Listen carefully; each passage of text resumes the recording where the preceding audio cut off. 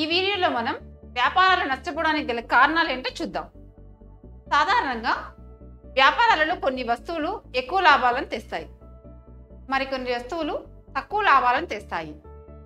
కొంతమంది వ్యాపారస్తులకి ఈ విషయంపై సరైన అవగాహన లేక తక్కువ లాభాలను తెచ్చే వస్తువులపై ఎక్కువ శ్రమిస్తారు. అందువల్ల వారి లాభాలు పెద్దగా ఉండవు. ఇలా లాభాలు తక్కువగా ఉండడం వల్ల రోజువారీ ఖర్చులు మరియు తీసుకున్న అప్పులు తిరిగి చెల్లించలేకపోతారు.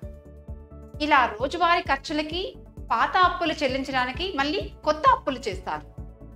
ఈ రకంగా వ్యాపారస్తుడు తక్కువ లాభాలు ఇచ్చే వస్తువులపై ఎక్కువ పెట్టుబడి పెట్టడం వల్ల అప్పుల ఊబిలోకి పడిపోతాడు. అదేవిధంగా కొన్నిసార్లు మార్కెట్ పరిస్థితి బాగా లేనందువల్ల కూడా పోటీ ఎక్కువగా ఉన్నప్పుడు వ్యాపారస్తులు వారి సరుకుని గిట్టుబాటు ధరకు అమ్ముకోలేకపోతారు. ఇటువంటి పరిస్థితుల్లో వ్యాపారస్తుల యొక్క వర్కింగ్ క్యాపిటల్ అమ్ముడుపోని సరుకులో ఇరుక్కుపోతుంది. ఈ కారణంగా గిట్టుబాటు ధర కంటే తక్కువ ధరకు సరుకు అమ్ముకోవడం వల్ల కూడా వ్యాపారస్తులు నష్టపోతారు. అంతేగాక కొంతమంది వ్యాపారస్తులు పెట్టుబడి విషయంలో తప్పుడు నిర్ణయాలు తీసుకోవడం వల్ల కూడా నష్టపోవడం జరుగుతుంది.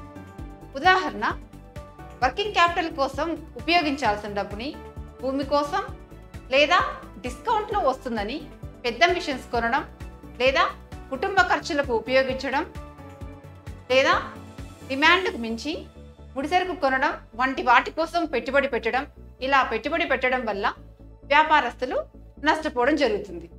అదేవిధంగా కొంతమంది వ్యాపారస్తులు అధిక వడ్డీలు వసూలు చేసేటువంటి వడ్డీ వ్యాపారస్తుల దగ్గర అప్పులు తీసుకోవడం వల్ల కూడా నష్టపోతారు. కొంతమంది వ్యాపారస్తులు భాగస్వామ్య వ్యాపారాలు చేస్తుంటారు. వారు విడిపోవడం వల్ల కూడా వ్యాపారస్తులు నష్టపోవడం జరుగుతుంది. కొన్ని అనుకోని ఖర్చుల వల్ల కూడా వ్యాపారాలు నష్టపోతాయి. ఉదాహరణ, పంట సరిగ్గా రాకపోవడం వల్ల, ఇంట్లో సంపాదించే వ్యక్తి మరణించడం వల్ల అధిక ఖర్చులు జరుగుతాయి. అటువంటి పరిస్థితుల్లో వ్యాపారస్తులు నష్టపోతారు. ఈ విధంగా వ్యాపారస్తులు కొన్ని సందర్భాలలో నష్టపోవడం జరుగుతుంది.